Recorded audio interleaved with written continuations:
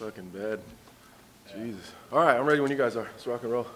So you have a chair after that one? Man. How's it hurting?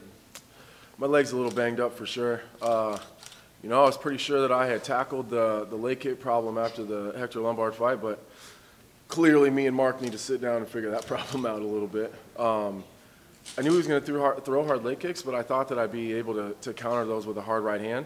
And to be honest with you, even when I was checking him, he was kicking me out of my stance, so I wasn't able to. But it's just another thing we got to fix, you know? I mean, interesting. At media day, we spoke, you said you were going to demolish him. It's not even going to be close, but I was reading some of the other interviews you did earlier in the week, and you kind of pretty much called it to a T. You're like, you know, if he doesn't finish me in the first round, he's going to slow down. In the third round, I'll get him, like something like that. Is that how you really saw the fight going for? I think I did a little bit of both, to be honest with you. I mean, even when I was on my back turtled, like, he never had me in any trouble. You know what I mean? I was fighting the wrist control. He never had me rocked on my feet. He didn't drop me. I'll give him that one takedown and got. You know what I mean? But, you know, this devastating, you know, world-class, most feared striker in the division, I don't know what you guys seen, but I seen him shooting takedowns. You know what I mean? So I feel like I shut him out everywhere. But at the same time, I made it ugly like I had to. You know, I knew that the first round was going to be ugly. We had to clinch. I had to just make it ugly. You know what I mean? Like, you can't, a dude that is that strong and that powerful, and a guy that just throws so recklessly a little bit, you kind of just got to make those ugly. You got to clinch him. You got to hit him with the body. You got to circle. You got to move. You got to make that man work. And I think that's what I did. Do you feel you've silenced the critics now, or does it even matter at this point? Shit, I don't even care, man. Honestly, you know, I would say that the top three criticisms I get are people talking about, you know, that I don't have a chin, which I think I silenced that. I think I took a couple clean Volkan Oezdemir shots that a lot of guys in the division didn't take. You know what I mean? I think that I was able to do that. I think that another one is that I wasn't able to hang with the guys at the top of the division. I think I just proved that. And people say I don't have a ground game, and I think I just silenced that. So, I mean, no matter what, people are going to talk. It's just how it is at this point. But, man, I think I did a pretty goddamn good job of solidifying myself a title shot so they can say whatever they want. And obviously you called for it after the fight. If it's not forthcoming immediately, I mean, do you want to sit? Would you take another fight in the interim? I don't know right now, man. I've been, now here's the deal. I'm going to go ahead and get this out here now. I've said that I'll fight anyone, anytime, any place, but I also said that I need a break. My hand's pretty banged up. We're definitely going to need an x-ray. My leg's pretty banged up. So I don't want any of these idiot 205ers that are ranked in the division like you're, nothing against Dominic Reyes, but I can see it now. As soon as I get home on Monday, they're going to be calling for a fight, and I already said that I needed a break, and they're going to use this as an opportunity to say that I'm turning fights down. I'm telling you guys right now, I'm taking a fucking break. Like, I need a goddamn break. Did you come into the fight with any injuries, or is just all stuff that happened during? No, this is my fourth fight this year. It's my third in 5 months. You know, I got 3 young daughters, man, that I promised that I was going to spend the entire summer with, and I ended up fighting twice. You know what I mean? I need a break. I need time with my family. You know, I need to be a dad, and I haven't been able to do that for a while, consistently. You know what I mean? It's not fun being a dad on the weekends. You know what I mean? So I need to spend some quality time with my family, and I need to be able to check back in. Because fighting is a big part of my life, but there's other things that I do, and being a father is part of that, and being a family man is part of that, and I haven't been able to do that to the best of my abilities. When you finished the fight, you stayed on the ground for a while, you kind of rolled over on your side a little bit. What was going through your mind all at that point when you were down on the ground? Man, I was just overwhelmed. You know, to be 100% honest with you, I'm just really happy for my jiu-jitsu coach. People have been talking so much shit about my ground game forever, and we just work so hard. I've been with the same jiu-jitsu coach for 10 years, you know, and I haven't had a submission win in the UFC yet, and I know that it drives him just as crazy as it drives me that people talk about my jiu-jitsu game. And I'm just really happy that we were finally able to get one. And to be honest with you, I was kind of tired. You know, we were kind of slugging it out and banging a little bit. You know, I think I was able to let that brawler out of me a little bit more than Mark Montoya probably would have liked. And, you know, I think I got the better of a lot of those exchanges, but, you know, I was just tired, and I left everything I had in that rear naked choke. He wasn't getting out of that. John Jones was tweeting during the fight tonight, someone asked him what he thought of your performance, and he just said it was okay. That was the end of it. What do you think of that? I mean, if he ain't worried about what's he watching for, you know what I mean? John Jones would worry about Alexander Gustafsson first. I think that performance is exactly the one that John Jones would hate to see. You're not just going to get me out of there with a little bit of flash and some hard punches. That ain't going to happen. But if I was John Jones, I'd probably be more worried about Alexander Gustafsson than Anthony Smith right now. Do you think he wins that fight against Gustafsson? Not if he's more focused on what me and Volkan Oezdemir are doing. That's for damn sure. The best John Jones has to show up to win that fight.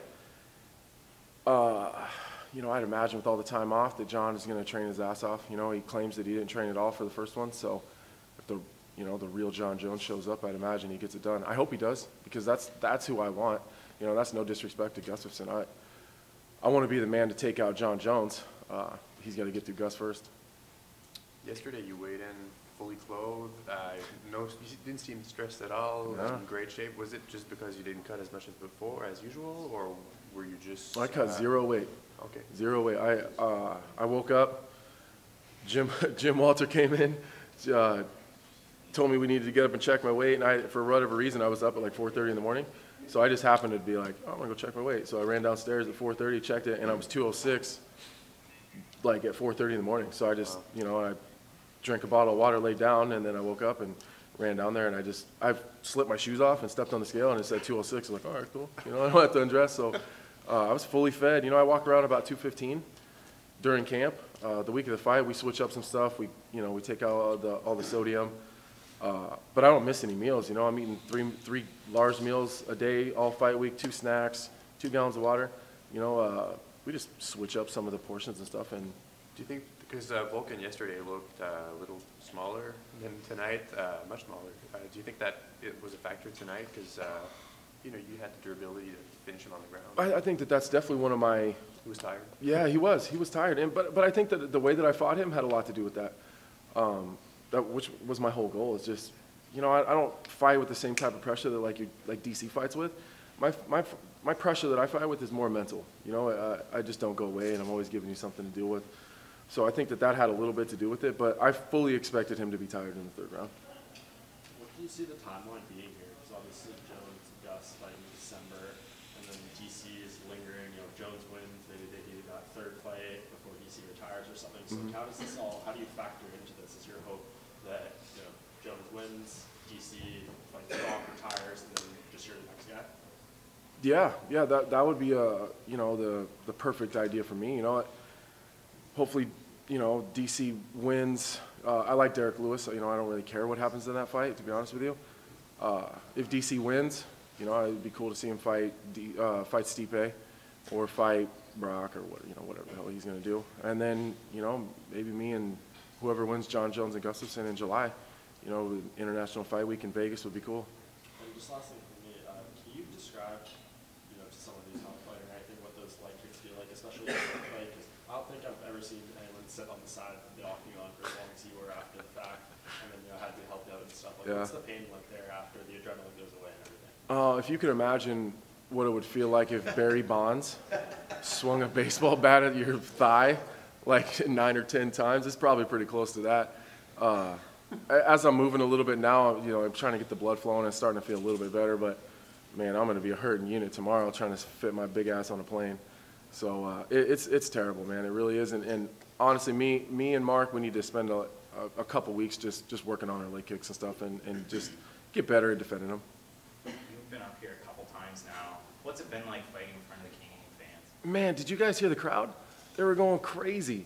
And then Volkan came out and they were booing. It's almost like, I almost felt like I was Canadian, man.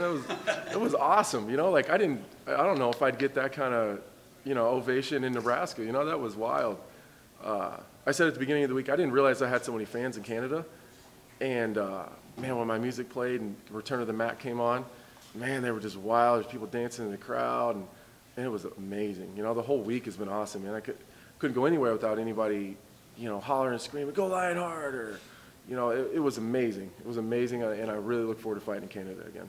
Yeah, for my mind, Return of the Mac is one of the best walkouts in the game right now. How did you, you know, decide on that one?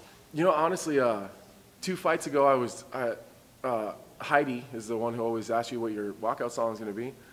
And for like a couple days when I was headed to practice, for whatever reason, I just was playing Return of the Mac.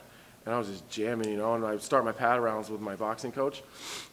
Danny Molina, and I'd be like, man, put Return to the Mac on. For whatever reason, I was just jamming it.